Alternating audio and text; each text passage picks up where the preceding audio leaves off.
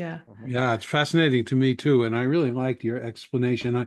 I like the fact that you talked about that there's no relationship between one thing and another, or me and another. That seemed to make sense. If all is one, if all is just sort of energy rising and falling in temporary forms, how could there be a relationship between me and something else? And if there is not a relationship between me and something else, how is there anything actually really happening? Yeah. Yeah. I mean, the experience of this reality is real. So the experience of it is real, but just in the end, it's all consciousness, but we experience items as being like hard. A phone is like a solid item, right?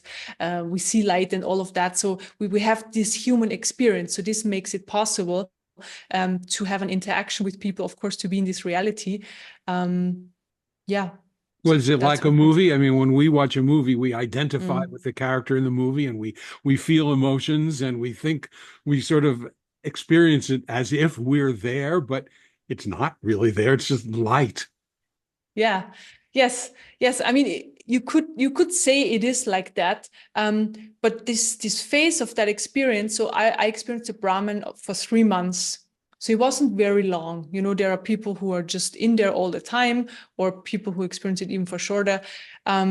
After that, so when the more humanness stuff, or the human stuff comes back, it kind of more merges again. So the spiritual stuff and the human stuff merges again, and then it's just everything. You just accept everything more how it is. So spirituality collapses with the human experience, and you just 100% start enjoying the human experience, accept it. Okay, I'm here, I'm having this human experience, I'm pure consciousness, and that's really it. And then basically the human experience comes into the forefront, and the interest in spirituality goes into the background. So before, you kind of want to get away from the human experience, you go into spirituality, and then you go through all these levels, and then realizing in the end, okay, I have a human experience, what can we do?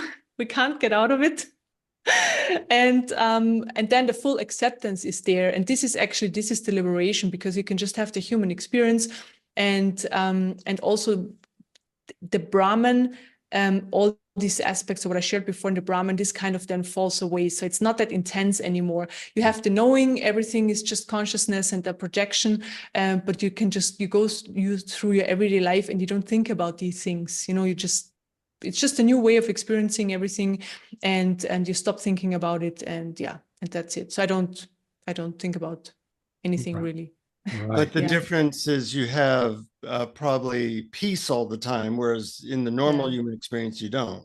Yes, that's the biggest difference. So I'm like, there is the total establishment in the pure silence and the pure peace. So that's always there. And there is like no triggers. I mean, this also depends on how much you've healed your system, of course, right?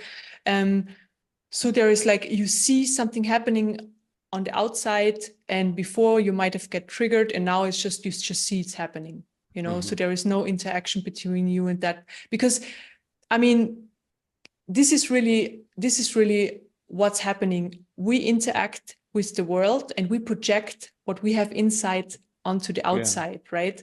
So if we experience the world being a dark and negative place, it's because there's a lot of that in our system.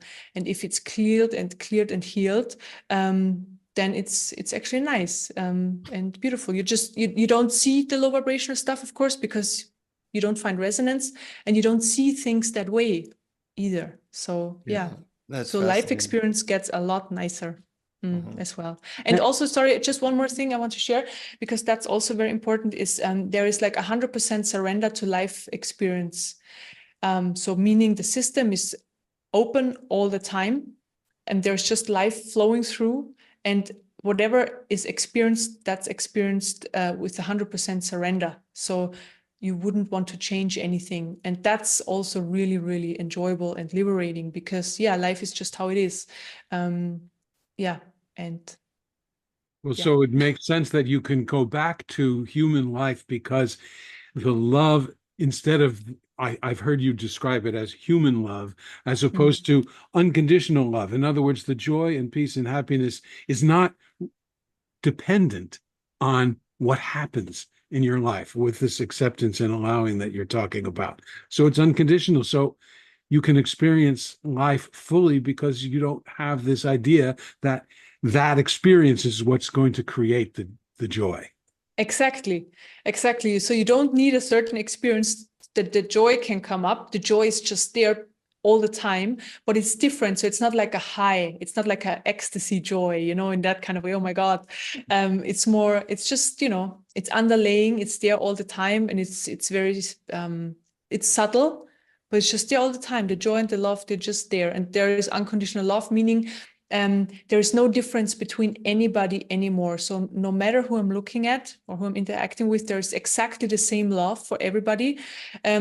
The difference is there's just more drawn. So I feel drawn to certain beings, like to my partner, to my mother. And so there are just beings I'm drawn to more than others.